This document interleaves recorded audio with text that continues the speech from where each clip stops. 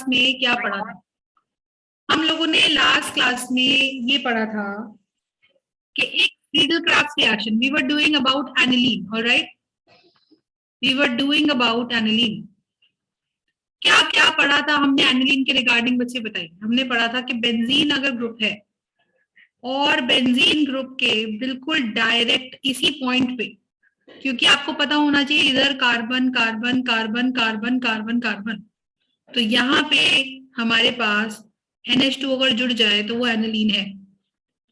तो हमने ये चीज पढ़ी थी कि अगर ये NH2 ग्रुप है तो जस्ट इसके पड़ोस वाले कार्बन पे there is this group carbon पे क्या है हमारे पास? हमारे पास ये कहलाया जाएगा ऑर्थो एंड ऑर्थो। बिल्कुल इसके सामने वाली पोजीशन पे ये कहलाया जाएगा पैरा। सही बात है। और एक छोड़कर एक अगर आप पहुंच जाते हैं, अगर आप एक कार्बन छोड़ के NH2 से कनेक्टेड जो कार्बन है, अगर आप एक छोड़कर पड़ोस वाले कार्बन पे आते हो, that would be called as meta. That will be called as meta. Am I right? कोई दिक्कत है इसके अंदर तो बताइए। गला खराब। I hope that will be fine now. It should be fine by now. अब आ रही है आवाज क्लियर? थोड़ी डिस्टर्बेंस आ रही साइड से। So this is going to be aniline, okay? So this is going to be meta, meta, ortho, ortho, para. फिर हमने ये सीखा था कि क्योंकि एनिलीन का ये सिचुएशन है कि एनिलीन लगते ही उसमें पोजीशंस डिफाइन हो जाती हैं, ऑर्थो, पैरा, मेटा, तो हमने सीखा था कि भाई एनिलीन के ऊपर लोन पेयर भी है, याद है? और लोन पेयर होने के कारण अगर ये रेजोनेंस का स्ट्रक्चर आपको याद हो, रेजोनेंस का स्ट्रक्चर आपको याद हो, तो हमने सीखा था कि यहाँ नेगेटिव है और यहाँ NH2 पॉजिटिव है। ये नेगेटिव अगर इधर जाएगा बॉन्ड बनाने के लिए तो ये वाला बॉन्ड इस कार्बन पे आ जाएगा, याद है तुम लोगों को? तो हमारे पास ये आ गया था डबल बॉन्ड, यहाँ नेगेटिव चार्ज ये, और this would be NH2 positive. फिर ये इधर आ जाएगा तो ये इधर आ जाएगा। तो ये मेरे पास कितना आ जाएगा इस तरीके से। तो आप देखिएगा नेगेटिव चार्ज कहाँ कहाँ पे क्रिएट हो रहा है बेटा।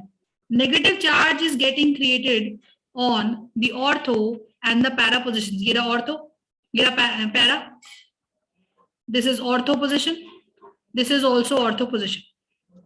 तो एनिलीन पे क्योंकि लोन पेयर है तो लोन पेयर के रेजोनेंस के कारण नेगेटिव चार्ज ऑर्थो और पैरा पोजिशंस पे देखने को मिला। तो अगर इसके चारों तरफ इलेक्ट्रोफाइल है तो वो इलेक्ट्रोफाइल कहाँ जाएगा? क्योंकि इलेक्ट्रोफाइल होता है जो इलेक्ट्रॉन लविंग होता है। I hope you are understanding. तो जो इलेक्ट्रॉन लविंग होता है वो इलेक्ट्रॉन ढूंढेगा और जिधर की पोजीशन पे उसको ज्यादा इलेक्ट्रॉन्स दिख जाएंगे ये उस पर अटैक कर देगा। तो ये अटैक करेगा E+। कहाँ अटैक करेगा बेटा? E+ अटैक करेगा एनिलीन के या तो ऑर्थो पे, या अटैक करेगा पैरा पे, या अटैक करेगा दूसरे ऑर्थो पे। तो इसीलिए हमने बोला था कि अगर एनिलीन ग्रुप प्रेजेंट है, अगर एनिलीन ग्रुप प्रेजेंट है तो ये एनिलीन ग्रुप क्या करेगा? आने वाले इलेक्ट्रोफाइल को अपने अपने बनाए हुए ऑर्थो या पैरा पे भेजेगा। क्योंकि इलेक्ट्रोफाइल इलेक्ट्रॉन ढूंढ रहा है तो एनिलीन उसको बोलेगा कि भाई मैंने अपने लोन पेयर देकर ऑर्थो और पैरा पे बहुत ज्यादा नेगेटिव चार्ज क्रिएट कर रखा है, तो इलेक्ट्रोफाइल तू या तो ऑर्थो पे चला जा या तू पैरा पे चला जा। तो इलेक्ट्रोफाइल को डायरेक्शंस किसने दिखाई?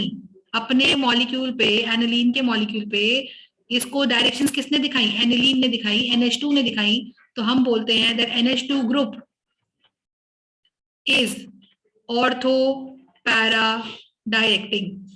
I hope you are understanding my point everybody. This is ortho para directing. मेरी बात क्लियर हो रही है तो बोले। ठीक बात है। कहीं पे भी कोई दिक्कत है इसके अंदर तो बताइएगा। ठीक है जी। This is aniline. तो हमने लास्ट क्लास में एक सबसे पहला एक्सेप्शनल केस पढ़ा था एनिलीन का, which was regarding Friedel crafts alkylation. तो आपको मैंने वहां समझा दिया था कि एनिलीन फ्रीडल क्राफ्ट्स एल्काइलेशन नहीं देता। ये एक्सेप्शनल केस था क्योंकि बेंजीन है जैसे, तो बेंजीन पे अगर आप OH लगाएंगे बेटा तो फिनॉल है वो फ्रीडल क्राफ्ट्स एल्काइलेशन दे देगा। बेंजीन पे अगर आप लगाते हैं मान लीजिए CHO बेंजाल्डिहाइड, तो ये भी आपका फ्रीडल-क्राफ्ट एल्काइलेशन दे देगा। समझ पा रहे हो मैं क्या बोल रही हूँ? अगर बेंजीन पे आप लगाते हो, अगर बेंजीन पे आप लगाते हो मान लीजिए COOH, तो ये भी फ्रीडल-क्राफ्ट एल्काइलेशन दे देगा, और एनिलीन नहीं देगा। इसका रीजन मैंने आपको समझा दिया था। किसी को भी कोई डाउट है उस प्रोसेस के अंदर कि मैं दोबारा बताऊं? Can I move forward and move on to the exceptional cases? बोलिएगा। ठीक है, याद है मेथड सबको? चलो एक बार दोबारा रिवाइज करवा दूंगी, पर अभी लिख लो। सबसे अब सेकंड केस देखिएगा। एनिलीन की अगर हम बात करते हैं, ठीक है, एनिलीन की अगर आप बात करते हो तो एनिलीन इज NH2। आपको पता है कि मैम एनिलीन पे लोन पेयर है, और लोन पेयर के कारण वो ऑर्थो पैरा डायरेक्टिंग है, मतलब आने वाले हर इलेक्ट्रोफाइल को वो ऑर्थो या पैरा पे भेजेगा, ये हमने सीखा है। अब हम कराते हैं नाइट्रेशन, नाइट्रेशन ऑफ एनिलीन कराएंगे भाई। नाइट्रेशन कराने के लिए हम क्या करते हैं, हम डालते हैं कॉन्सेंट्रेटेड H2SO4, तो हम लगाते हैं concentrated H2SO4 along with concentrated HNO3, यही कराते हैं। हम क्या करते हैं, कॉन्सेंट्रेटेड H2SO4 बनाते हैं, डालते हैं, और कॉन्सेंट्रेटेड HNO3 डालते हैं, यही तो नाइट्रेटिंग रिएजेंट होता है। और अगर आपको मैकेनिज्म याद हो तो थोड़ा बहुत मैं आपको डायरेक्ट बताती हूँ कि इन दोनों के रिएक्शन से बेटा एक इलेक्ट्रोफाइल जनरेट होता है NO2+, जिसको आपको नाम अगर याद है तो it is called as nitronium ion. I hope my voice is not cracking now, is it clear? तो नाइट्रोनियम आयन क्लियर है? तो यहाँ पे नाइट्रेशन का इलेक्ट्रोफाइल कौन है बेटा? NO2+। Is my voice cracking now? Class 12, is my voice clear, audible properly? No, Yes, ma'am. तो नाइट्रेशन ऑफ एनिलीन की अगर हम बात करते हैं तो नाइट्रेशन ऑफ एनिलीन में हमने डाला कॉन्सेंट्रेटेड H2SO4। तो हम एक्सपेक्ट कर रहे थे कि जो NO2+ है वो ऑब्वियसली क्योंकि इलेक्ट्रोफाइल है, और इलेक्ट्रोफाइल क्या ढूंढता है? इलेक्ट्रॉन्स। तो ये क्योंकि हमारे एनिलीन ने ऑर्थो और पैरा पे बहुत सारा नेगेटिव चार्ज क्रिएट कर दिया था, तो वी वर एक्सपेक्टिंग कि भाई या तो ऑर्थो पे जाएगा, NH2 है ही रहेगा, तो या तो ऑर्थो पे नाइट्रो बना देगा या पैरा पे नाइट्रो बना देगा एनिलीन। मतलब एनिलीन के होते हुए नाइट्रो या तो ऑर्थो पे जाएगा या पैरा पे जाएगा, लेकिन टू आवर सरप्राइज वो साथ के साथ और क्या हुआ बेटा? टू आवर सरप्राइज वो साथ के साथ और क्या हुआ? देखो, वो बनाया उसने एक और मेटा प्रोडक्ट, उसने बनाया एक और मेटा प्रोडक्ट। तो एक्सपेक्टेड तो नहीं था मेटा प्रोडक्ट, पर मेटा प्रोडक्ट भी बन गया। ओके, ऑलराइट, पर मेटा प्रोडक्ट भी बन गया। ठीक है, तो ये बेसिकली हमारा ये लॉजिक है। ठीक है जी, this is going to be the logic. अब यहाँ पे कॉन्सेप्ट ये आता है, क्वेश्चन आपसे क्या पूछते हैं? क्वेश्चन आपसे पूछा जाएगा कि भाई सिंस लिख लीजिए aniline, since aniline is ortho para directing, ortho para directing, कि क्योंकि एनिलीन ऑर्थो पैरा डायरेक्टिंग है, then why is the meta product formed? Why is the meta product formed? कि मेटा प्रोडक्ट और क्यों बन रहा है? और परसेंटेज कम नहीं होती बेटा इसकी। देखो, ऑर्थो बनता है आपका 47% और मेटा बनता है 51%। कमाल है, सिर्फ 2% बनता है आपका पैरा। जबकि पैरा ही अच्छी खासी क्वांटिटी में बनना चाहिए था। समझ रहे हो मैं क्या बोल रही हूँ? पैरा ही अच्छी खासी क्वांटिटी में बनना चाहिए था, पर पैरा बनता है 2% और ये नाइट्रो का ऑर्थो बनता है 47%, और मेटा जो बनना ही नहीं चाहिए था वो बन रहा है 51%। परसेंटेजेस आर इंपॉर्टेंट, ये आपसे पूछ सकते हैं। तो सवाल कहता है कि ऐसा क्यों होता है, समझाएं। तो कहता है since aniline is ortho para directing, या although aniline is ortho para directing,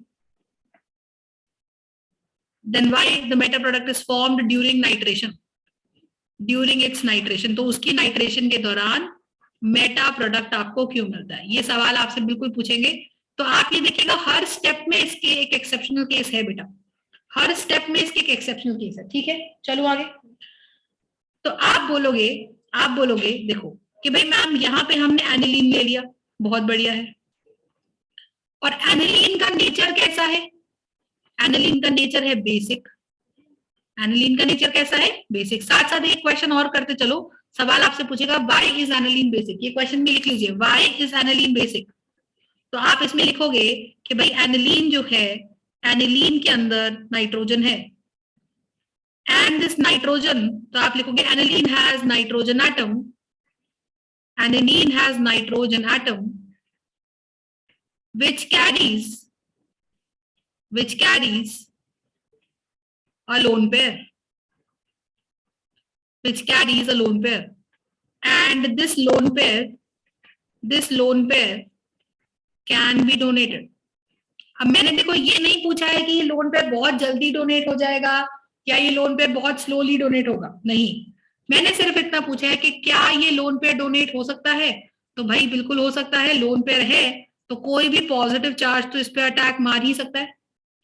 तो ये पॉजिटिव चार्ज को इलेक्ट्रॉन देने के लिए मजबूर हो जाएगा। तो आप बोलेंगे aniline has nitrogen atom which carries a lone pair of electrons, and this lone pair of electrons can be easily donated. इसको आप easily donate कर सकते हो। This lone pair of electrons can be easily donated. इसको आप donate कर सकते हो। Hence, any substance which donates electron are bases. Any substance which can donate electron is a base. जो इलेक्ट्रॉन डोनेट कर सकता है वो बेस है। Hence aniline is basic in nature. Hence aniline is basic in nature. कि aniline therefore basic है nature के अंदर। समझ पा रहे हैं मेरी बात? तो ये कॉन्सेप्ट है। तो हम बात करते हैं aniline has nitrogen atom which carries a lone pair of electron, and this lone pair of electrons can be easily donated. ठीक है, इसीलिए एनिलीन बेसिक है। तो पहला सवाल आपसे ये पूछा जाएगा एनिलीन के रिगार्डिंग, एनिलीन का नेचर बताइए। तो आप बोलेंगे एनिलीन नेचर में बेसिक है। सवाल आएगा क्यों बेसिक है? तो बेसिक इसीलिए है क्योंकि उस पर लोन पेयर है और वो किसी भी पॉजिटिव चार्ज को अपना एक इलेक्ट्रॉन दे सकता है और एक अपने पास रख सकता है। समझ पा रहे हैं इतनी बात? राइट। अब बात आई कि चलो ये बेसिक है, ठीक है, ये एक क्वेश्चन हो गया। अब आगे बढ़ते। क्वेश्चन में इसने बोला है कि भाई नाइट्रेशन जब हम कराते हैं एनिलीन की, तो उस नाइट्रेशन के दौरान मेटा प्रोडक्ट तो मिलना ही नहीं चाहिए था, पर आपको 51% ऑफ मेटा प्रोडक्ट मिल रहा है। तो क्यों 51% ऑफ मेटा प्रोडक्ट आपको मिल रहा है वो बताइए। तो आप क्या बोलोगे? लिखो जरा। आप क्या बोलोगे? लिखो जरा।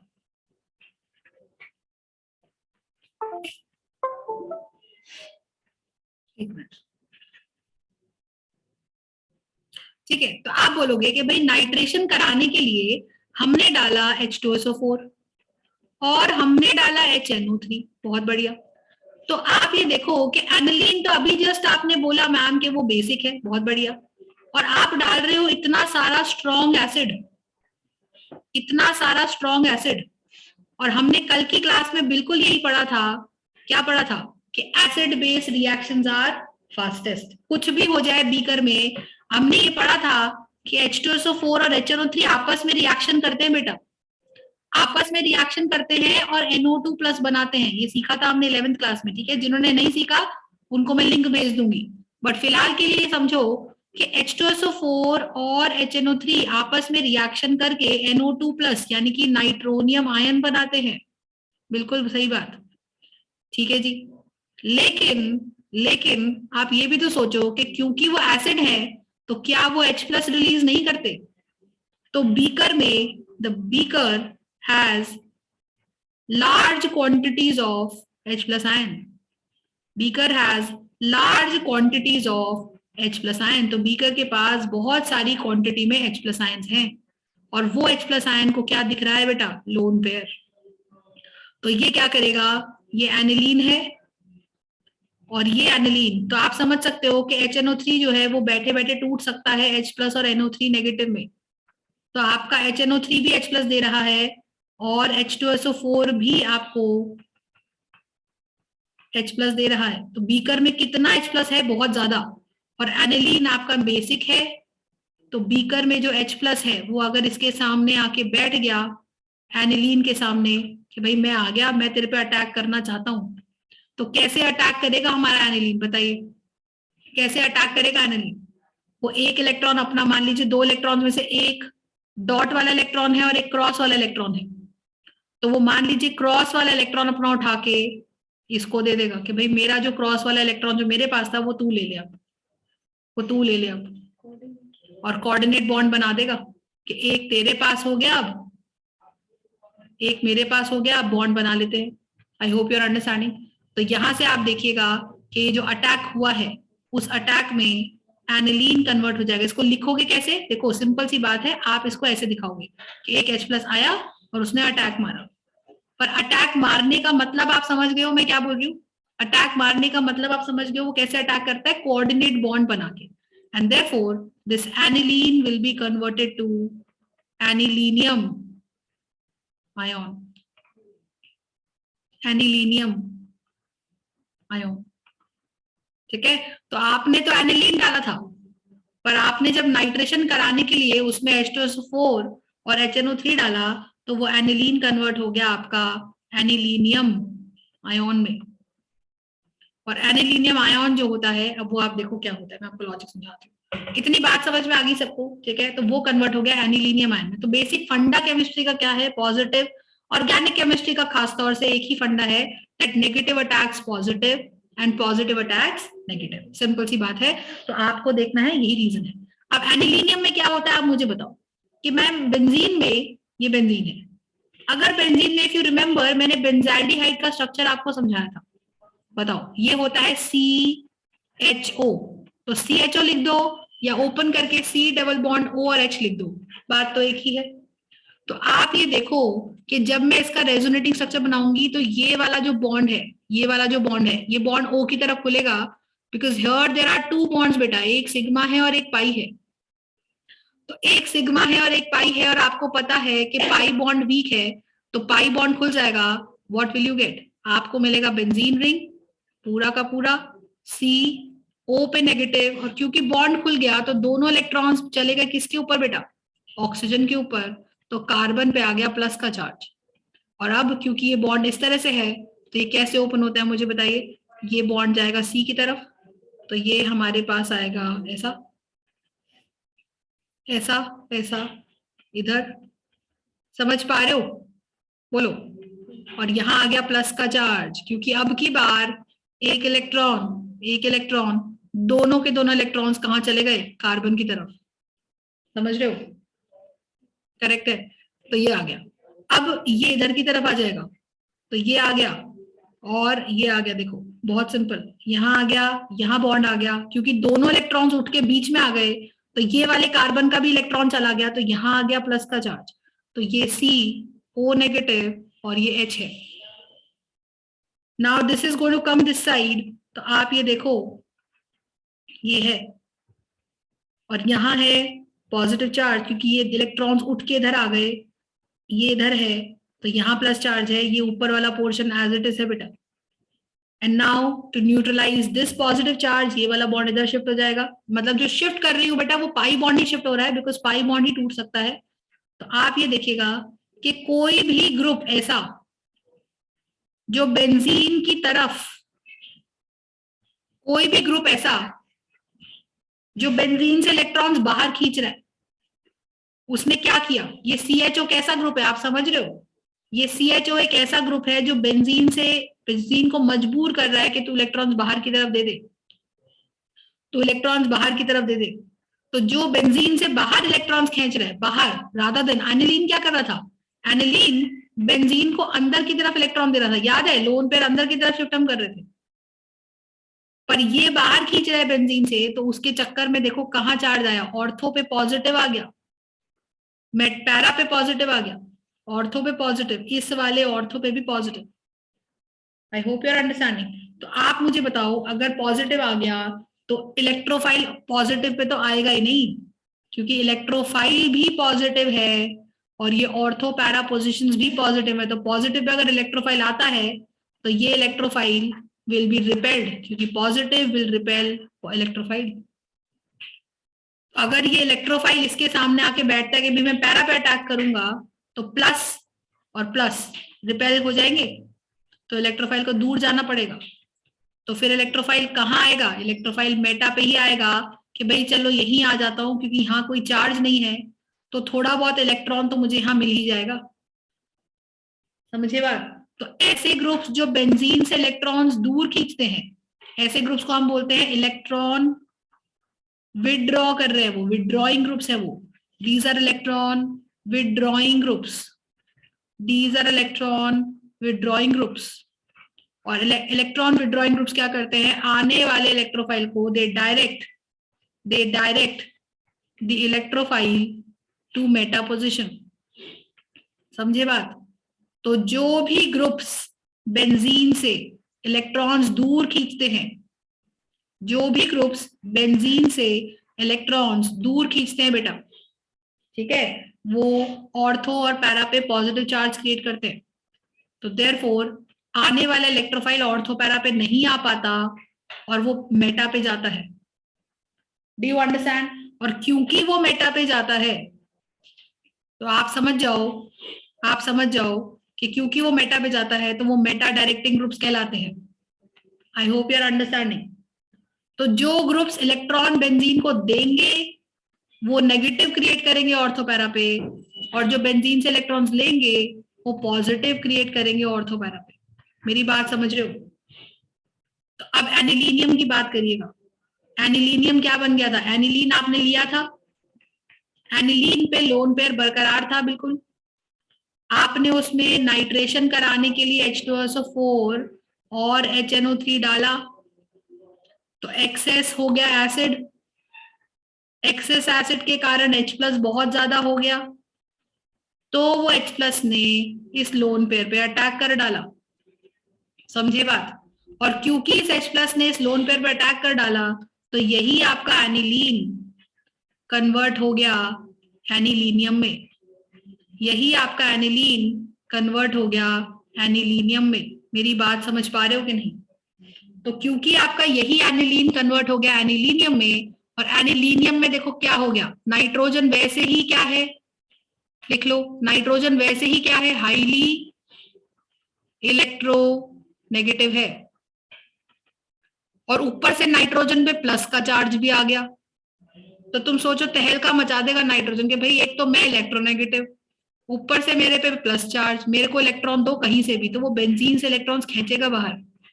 उस प्रोसेस में वो कैसा बन जाएगा? इलेक्ट्रॉन विड्रॉइंग EWG, वो बन जाएगा इलेक्ट्रॉन विड्रॉइंग ग्रुप बन जाएगा। M I right? और क्योंकि वो इलेक्ट्रॉन विड्रॉइंग ग्रुप बन जाएगा, तो आपको पता है that electron withdrawing groups are meta directing.